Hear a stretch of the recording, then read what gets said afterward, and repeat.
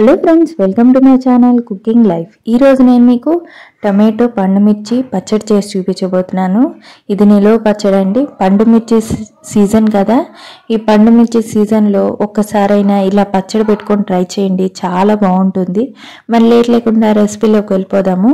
నేను ఇక్కడైతే ఒక 1/2 kg టమాటోలు తీసుకున్నాను. కొంచెం గట్టిగా ఉండేటట్టు తీసుకోండి. అలాగే పండుమిర్చి నేను 1/2 kg తీసుకున్నాను. వీటిని రెండింటిని బాగా వాష్ చేసేసుకొని తొడాలు తీసేసి ఆరబెట్టిన తర్వాత తొడాలు తీసేయాలి పండుమిర్చికి, లేదంటే అక్కడ తడి ఉండి బూజు పట్టేస్తుంది, మనకి పచ్చడి నిలువ ఉండదు.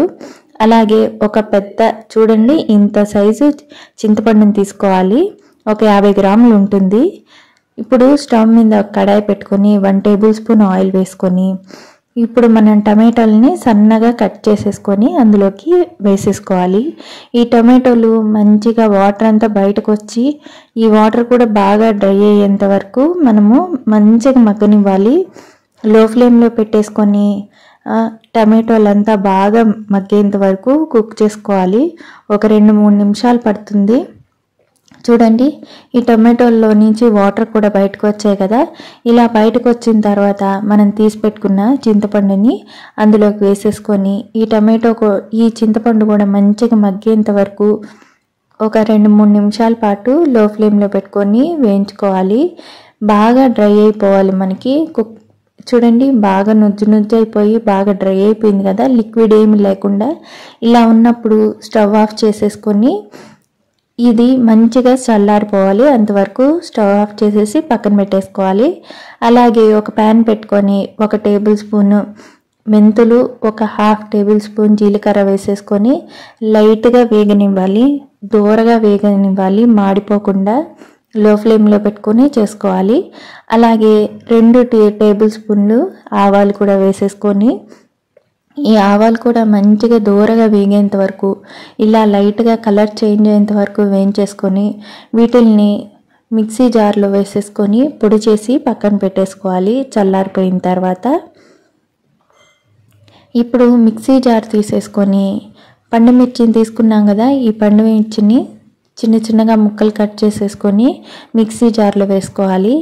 అలాగే ఇందులోకి ఒక 10 దాకా వెల్లుల్లి రెబ్బలు వేసుకోవాలి.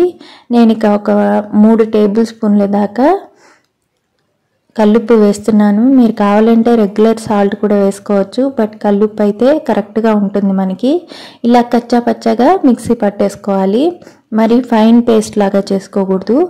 మనము ముందుగా వేయించి పెట్టుకున్న టమాటో చింతపండుని కూడా ఇందులోకి వేసేసుకొని మిక్సీ పట్టేసుకోవాలి. ఇది కూడా కొంచెం అక్కడక్కడ టమాటో అలాగ తగిలేటట్టు మిక్సీ పట్టుకోండి. మనం పోపు పెట్టేసుకుందాము. నేను ఇక్కడైతే ఒక 1/2 కప్పు ఆయిల్ తీసుకున్నాను. ఆయిల్ కొంచెం హీట్ అయిన తర్వాత ఇందులోకి పచ్చిశనగపప్పు 1 టేబుల్ స్పూను, అలాగే 1/2 టీ స్పూను ఆవాలు జీలకర్ర వేసుకోవాలి.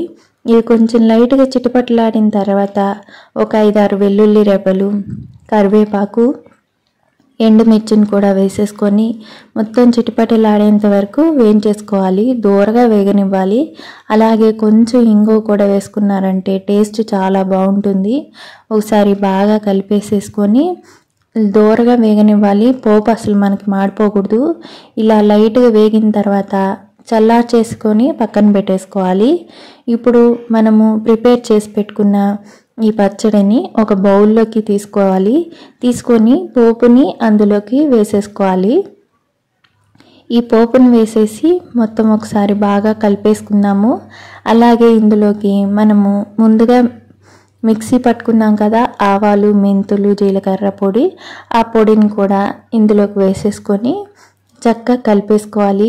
మంచి రుచితోటే టేస్టీగా టమాటో పండుమిర్చి పచ్చడి రెడీ అయిపోతుంది. ఇది ఎయిర్ టైట్ కంటైనర్లో కానీ గ్లాస్ జార్లో కానీ పెట్టేసుకున్నారంటే ఒక 3 నెలలైనా నిలువ ఉంటుంది. అంత కమ్మగా ఉంటుంది. అన్నం తింటుంటే ముద్ద అలాగే లోపలికి వెళ్ళిపోతూ ఉంటుంది.